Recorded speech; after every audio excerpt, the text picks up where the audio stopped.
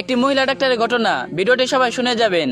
আমি অশ্লীল কাজে লিপ্ত ছিলাম, বিয়ের পর অনেকবার হয়েছে। আমি ঠিক বলতে পারছি না কোন পাপের কারণে আমার এই অবস্থা হয়েছে। ইকরা টিভি সরাসরি ফোন আলাপের অনুষ্ঠান চলছে। উপস্থাপনায় আছেন শেখ আব্দুল্লাহ শাহাদাত। এক মহিলা কল করলো, শায়েখ আমি অনেক বড় গুনাহ করে ফেলেছি, আল্লাহ তাআলা কি আমাকে ক্ষমা করবেন? কেন ক্ষমা করবেন না? অবশ্যই ক্ষমা করবেন, নিশ্চয়ই তিনি অতি ক্ষমাশীল দয়ালু।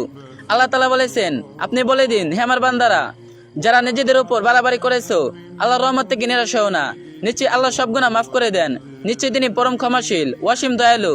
সূরা জুমার আয়াত 53। কিন্তু আমার গুনাহটা অনেক বড় আর গুরুতর, আল্লাহ কিছুতেই আমাকে ক্ষমা করবেন না।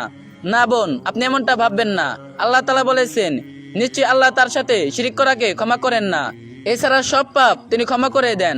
আর যে ব্যক্তি আল্লাহর সাথে শিরিক করে সে গুরুতর ভ্রান্তিতে পতিত হয়। সূরা নিসা আয়াত 116। আমি 7 বার হজ করেছি, কিন্তু এ পর্যন্ত একবারও কাবাগর নিজ চোখে দেখতে পাইনি। শায়েখ বললেন, ইয়া আল্লাহ।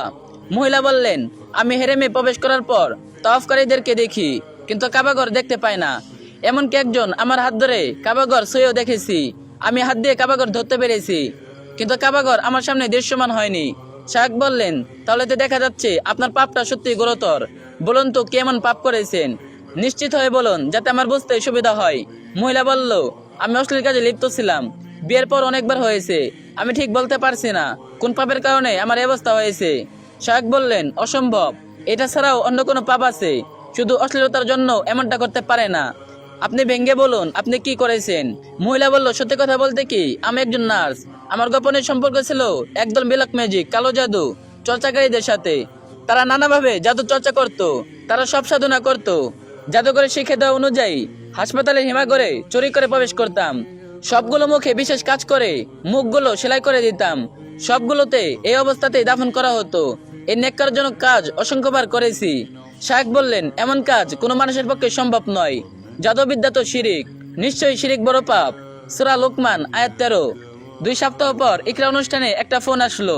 হ্যালো শায়েখ, 2 সপ্তাহ আগে একজন মহিলা ফোন করেছিলেন, আমি তার সন্তান। শায়েখ বলল, জি বাবা, চিনতে পেরেছি, বলো কি খবর। ছেলে বলল, শায়েখ আমার আম্মু ইন্তেকাল করেছেন। তার মৃত্যুটা স্বাভাবিকভাবেই হয়েছে, কিন্তু দাফনের সময় এমন একটা ঘটনা ঘটেছে আমরা কেউ ধারণাও করতে পারিনি এমনটা কখনো করতে পারে। শায়েখ বললেন, কি ঘটনা? ছেলে বললেন, জানাজার পর আমরা কবরস্থানে গেলাম, লাশ কবরে নামাতে গিয়েই বিপত্তি বাঁধলো। আমরা কবরে নামলেই কবরটা সংকুচিত হয়ে আসে, লাশ বের করলে কবরটা আবার ঠিক হয়ে যায়, আবার লাশ নামালে কবরটা সংকুচিত হয়ে আসে। এমনকি আমাদের পক্ষে ভিতরে দাঁড়ানো অসম্ভবত হয়ে দাঁড়িয়েছিল। এ ঘটনা দেখে সাথে যারা ছিল তারা ভয়ে পালিয়ে গেল। তারা বলল, তোমার মা হয়তো এমন কোনো কাজ করেছে যে কবর তাকে গ্রহণ করতে চাচ্ছে না। আমি বসে বসে কাঁদতে লাগলাম। এমন সময় দেখলাম একজন বৃদ্ধ লোক আসলো। তার পোশাক ছিল অত্যন্ত উজ্জ্বল আর শুভ্র, দেখলেই মন ভালো হয়ে যায় এমন একজন মানুষ। তাকে দেখে আমার মনে হলো আমার সামনে একজন ফেরেশতা দাঁড়িয়ে আছেন। বিশেষ করে তার সাথে কথা বলে বিশ্বাসটা আরো বুদ্ধমূল হলো। তিনি বললেন, তোমার আম্মুকে যেভাবে আছে রেখে চলে যাও, পিছনে ফিরে তাকাবে না। আমি কোনো কথা না বলে চলে আসলাম। কিছু দূর আসার পর আমি আর কতল দমন করতে পারলাম না। আমার মায়ের কি হলো সেটা না দেখে বাড়িতে যেতে মন টানছিল না। পিছনে ফিরে তাকালাম, দেখলাম আকাশ থেকে একাণ্ড এক অগ্নিলোক ছুটে আসলো। চোখের নিমিষে আমার লাশটাকে পুড়ে ছাই করে দিল। খাটে সব পুড়ে ছাই হয়ে গেল। আগুনের উত্তাপ তো এত প্রবল ছিল যে এত দূর থেকেও আমার মুখটা ঝলসে গেল, শুধু 2 চোখ অক্ষত রইল। আমি নিশ্চিত হয়ে গেলাম আমার চেহারা কেন ঝলসে গেল। আল্লাহ কি আমার প্রতি নারাজ? প্রিয় বৎস, সম্ভবত আল্লাহ তাআলা মায়ের পাপ থেকে তোমাকে পবিত্র করতে চেয়েছেন।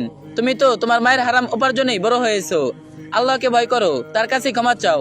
আল্লাহ তাআলা তোমার জন্য যা দিয়েছেন তা নিয়ে সন্তুষ্টি থাকো। যারা জাদুকর, কবিরাজ, কুফরি হুজুরদের কাছে যান, তারা নিজেদের পরিণতি সম্পর্কে সচেতন হন। তবা করে ফিরে আসুন, মৃত্যু অতি সন্নিকটে। এই ভিডিওটি অবশ্যই অন্যকে জানার সুযোগ করে দিন, আর যে যত পারবেন কপি লিংক করে দিন।